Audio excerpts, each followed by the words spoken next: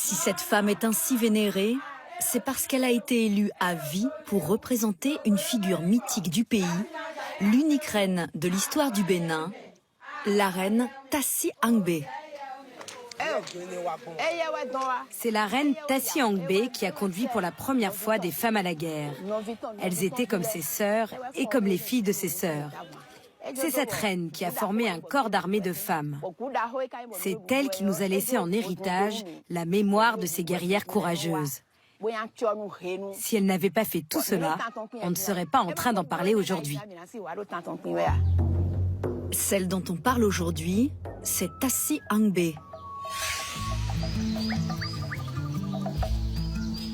Cette reine a marqué l'histoire du Bénin quand ce petit pays tout en longueur du golfe de Guinée, vert de ses milliers de palmeraies et sillonné de lagunes et de rivières, abritait le royaume du Dahomey. Fondé par le peuple Fon au XVIIe siècle, le Dahomey est alors l'un des royaumes les plus puissants d'Afrique de l'Ouest.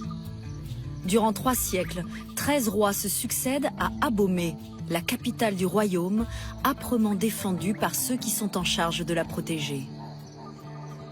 Ceux, ou plutôt celles. Car à partir de 1708, le corps d'armée du royaume du Dahomey se trouve exclusivement composé de femmes appelées Agoji, ce qui signifie « tiens-toi loin de moi ». Or, c'est à la reine Tassi Angbe, la seule femme qui ait régné à la tête du Dahomey, que les Agoji doivent leur existence.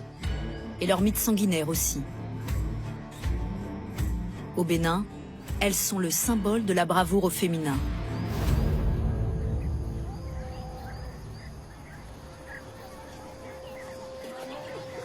Les grandes pages du royaume du Dahomey se sont écrites à Abomey, au nord de Cotonou. Cette petite ville de 90 000 habitants était alors la capitale des rois et leur centre de décision. À Abomey, comme l'exige alors la tradition, seuls des hommes occupent le trône. Jusqu'à ce qu'en 1708, à la mort du roi Akaba, une autre tradition prenne le pas et vienne bouleverser l'ordre des choses. Il se trouve que le roi a un jumeau.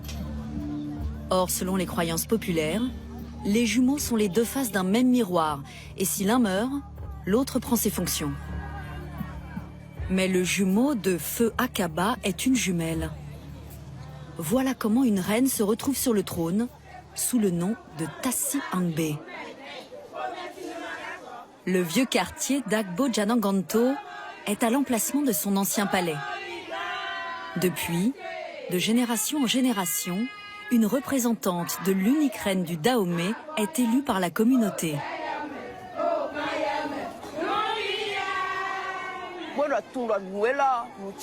J'honore la mémoire de mon ancêtre Tassi Angbe et de ses traditions à travers mes attributs royaux.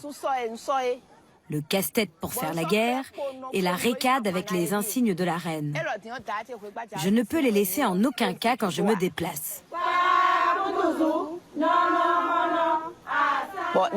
J'ai toute une cour autour de moi, comme la reine autrefois. Mes princesses et moi assumons ces responsabilités avec joie. Mes parures montrent que je suis capable des mêmes actes qu'un homme, comme Tassi Angbe l'a fait à l'époque. Même si le rôle de la représentante est honorifique aujourd'hui, on prend très au sérieux le protocole royal et l'esprit de l'époque. Car dès le début du XVIIIe siècle, au sein d'une société ultra-patriarcale, la reine Tassi Angbe se révèle pour le moins féministe.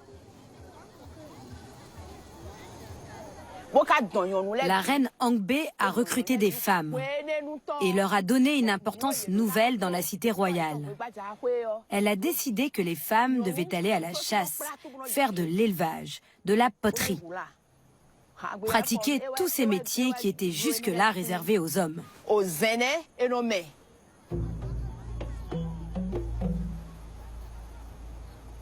Mieux encore, Tassi Angbe décide de se constituer une garde rapprochée exclusivement composée de femmes recrutées très jeunes parmi les esclaves.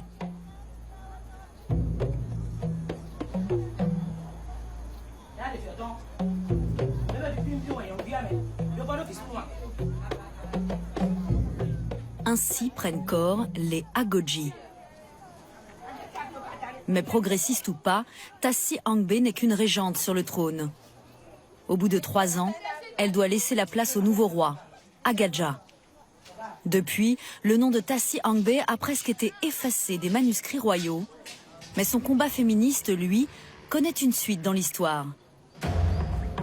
Ses successeurs vont tous, à leur tour, s'entourer d'Agodji. C'est au cœur de la cité des rois d'Abomey qu'elles ont le privilège de vivre. Un site autrefois vaste d'une 50aine d'hectares où tous les palais des rois ont été successivement érigés. Seuls demeurent aujourd'hui 2 édifices inscrits au patrimoine mondial de l'UNESCO. Sur ces palais composés à l'identique de grandes cases aux formes et aux matériaux sobres, les décors en bas-relief permettent d'identifier le monarque qui les a fait construire. Celui-ci est ainsi l'œuvre du roi Gezo, qui règne au début du XIXe siècle. C'est dans la cour intérieure que se déroulait la vie administrative du royaume.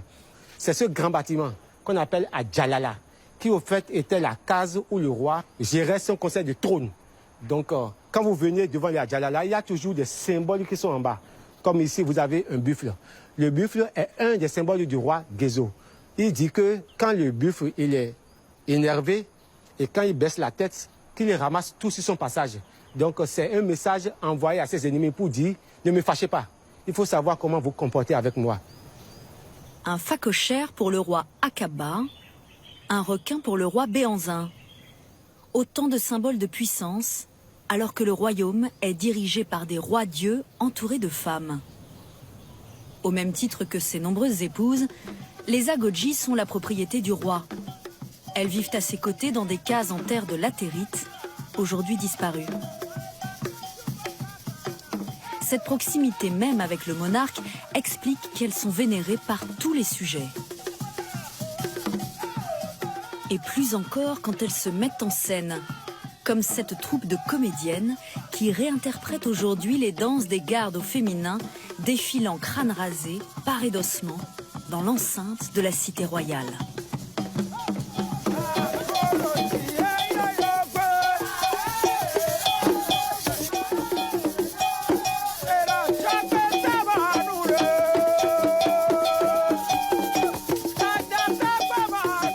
C'est une danse exécutée avant d'aller en guerre, pour se motiver, pour se donner des forces et pour être prêt psychologiquement et physiquement.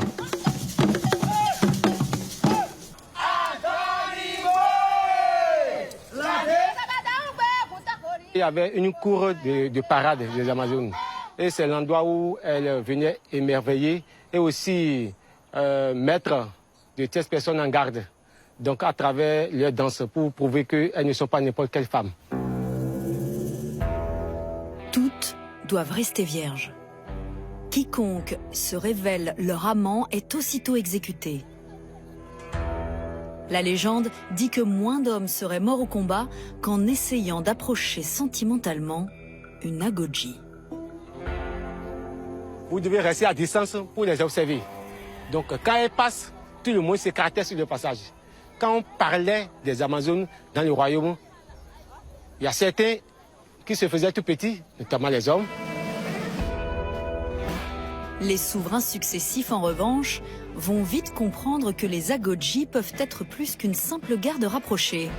Au XVIIIe siècle, le roi Agadja fait preuve de ruse pour agrandir les territoires du royaume. Agadja a utilisé les femmes pour faire de l'espionnage, parce que on ne pouvait pas imaginer que des femmes pouvaient jouer ce rôle. Donc on les envoyait pour aller prendre des informations sur les régions à conquérir, pour voir là où il y avait les poudres à canon. Les Agodji franchissent ainsi les murs de la cité des rois d'Abomey, formant désormais une armée de défense. À partir du roi Gezo, qui règne de 1818 à 1858, c'est le royaume tout entier qu'elles ont à protéger. Et en particulier, l'un des territoires les plus sensibles du royaume, un long ruban de 120 km qui relie Abomey à Ouida, la route des esclaves. Depuis le XVIIe siècle, les esclaves constituent un véritable butin.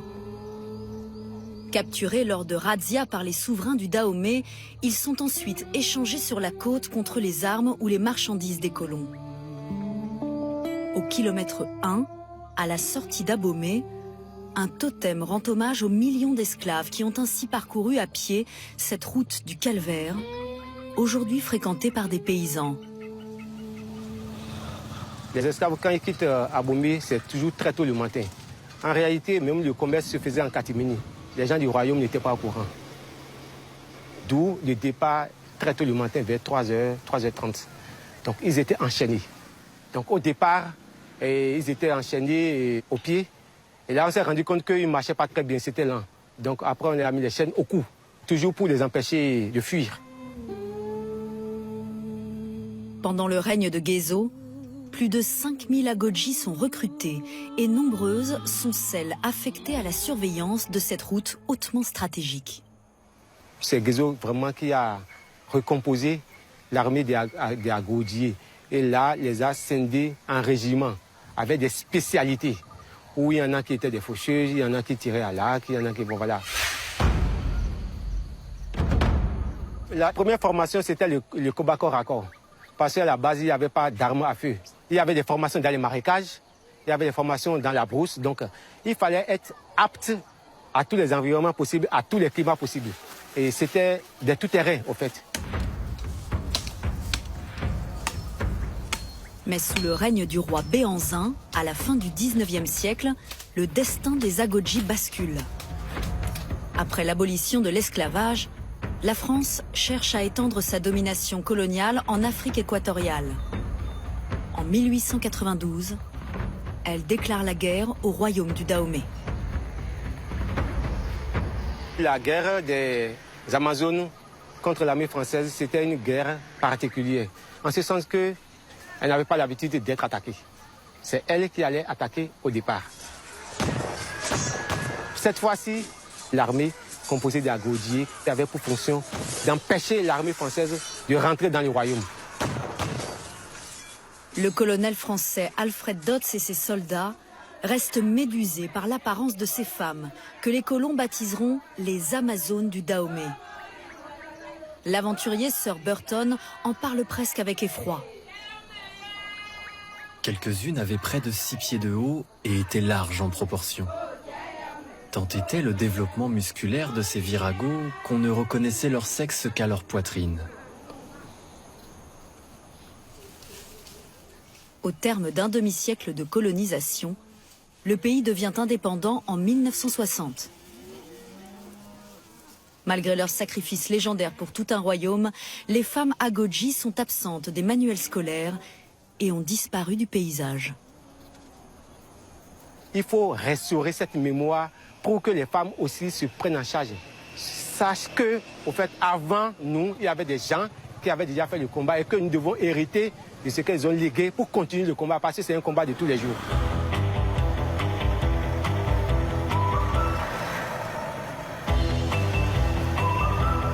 Dans le centre-ville d'Abomey, comme partout au Bénin, le terme agodji est toujours employé pour décrire une mère célibataire ou une femme effectuant une activité habituellement réservée aux hommes. Preuve que les esprits des agodjis peuplent encore des recoins cachés de l'ancien royaume du Dahomey.